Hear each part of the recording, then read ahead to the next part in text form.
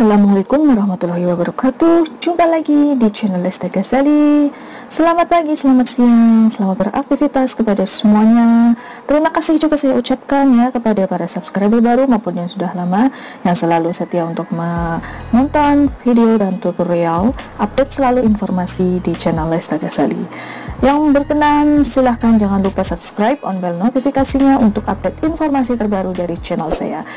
Yang sudah support ya, like, share, subscribe, saya doakan kalian semuanya semoga diberikan kesehatan selalu, dimudahkan segala kebaikan dan sukses dunia dan akhirat, amin. Masih semangat tentunya kita ya akan membahas mengenai calon kripto yang luar biasa yaitu Pi Network. Sebentar lagi akan Mas KYC ya, ini sudah di detik-detik ya, pokoknya sabar saja, semuanya tinggal menunggu waktu yang tepat. Oke. Nah, baik, di kesempatan kali ini saya akan memberikan sedikit ulasan ya mengenai filosofi Pi. Jadi buat teman-teman silahkan dimaksimalkan screen dan volume ya khususnya agar lebih jelas, jangan di skip dan silahkan simak baik-baik. Bagian 1 dari filosofi Pi. Masalah dengan Bitcoin adalah masalah yang sama dengan yang kita hadapi saat ini.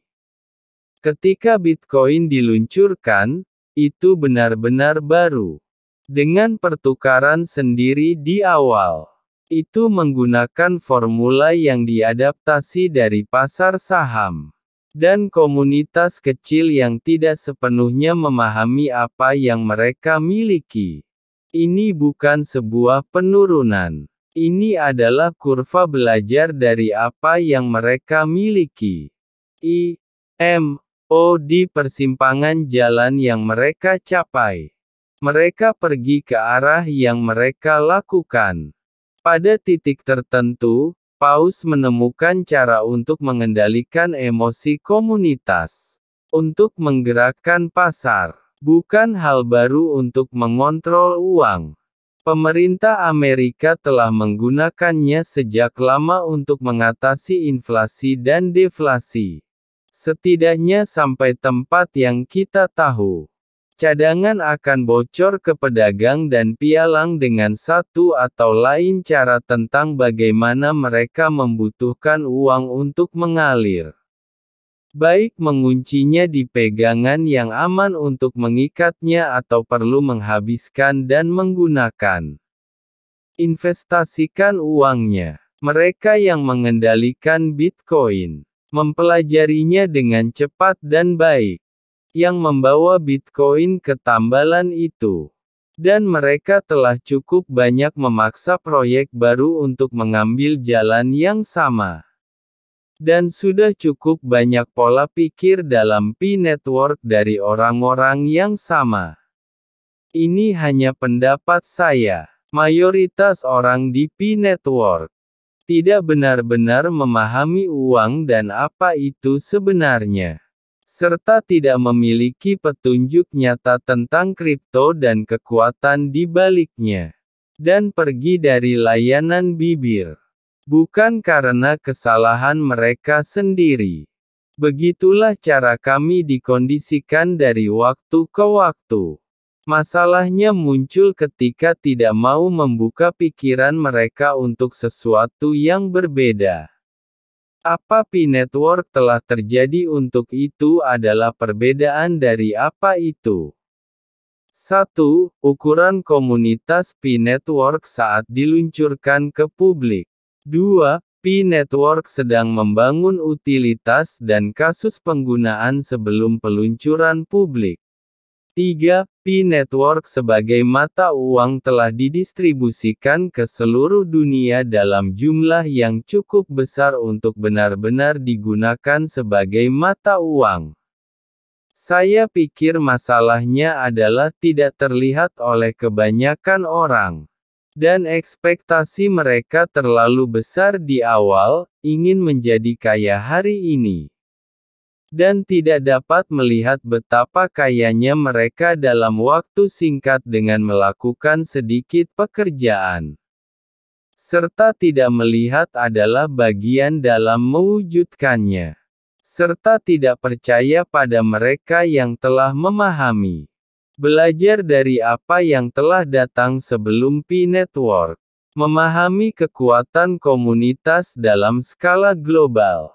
Bagian kedua, saya mendapat poin, China yang bersangkutan telah benar-benar mendorong P-Network dan mereka tampaknya berada di depan negara dan pasar lain manapun secara demografis dalam hal adopsi P-Network dan upaya untuk menciptakan pasar yang sesuai dan saya pikir yang nyata di antara mereka memahami apa yang berhasil dan berkelanjutan dalam ekosistem dan tidak akan menjatuhkan batu besar ke dalam ember kecil berisi air dengan mendorong harga P-Network ke $1.000 dan itu berasal dari fraksi keempat dan kelima yang Anda sebutkan di mana mereka melompati semua proses dan menendang kuda untuk berlari. Namun ini salah satu penyimpangan dari konsensus ketika tidak diatur dan kebebasan untuk memilih dan memutuskan dalam bentuk kontribusi menjadi norma daripada mengikuti kebijakan.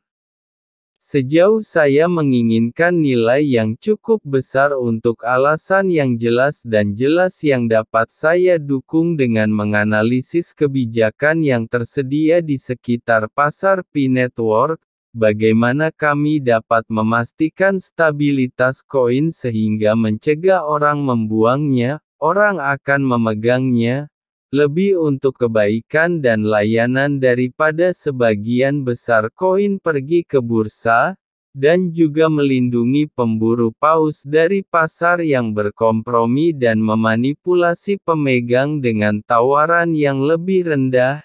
Ini adalah salah satu masalah yang jelas yang telah dan belum dialami Bitcoin, mampu memecahkan karena rencana awal bukan hanya beberapa pemburu paus di seluruh dunia untuk membersihkan 80% dari Bitcoin yang tersedia tetapi mereka mampu memanipulasi pasar dan memaksa pemegang untuk menjual dengan harga murah dengan memompa celah-celah rapuh tentang bagaimana Bitcoin tidak bisa mempertahankan nilai yang besar dari bahan bakar fosil, biaya gas yang tinggi, masalah pencurian yang mengganggu identitas tetapi lihat hari ini, masalah tersebut masih berlaku tetapi harga $0,30 per koin pada tahun 2011 sekarang menjadi $45.000 plus per koin hari ini.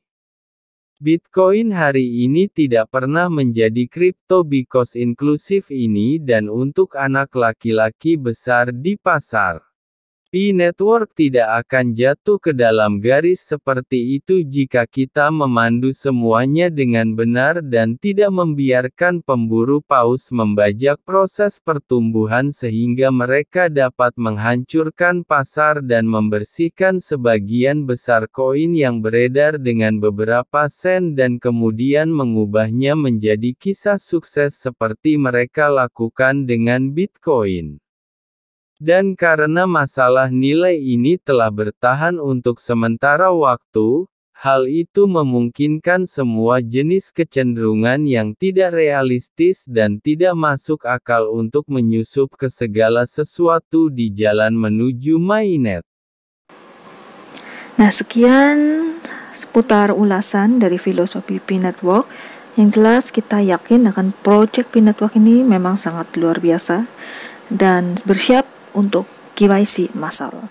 Salam sukses selalu. Subscribe on bell notifikasinya untuk update informasi selanjutnya. Wassalamualaikum warahmatullahi wabarakatuh. See you in the next video.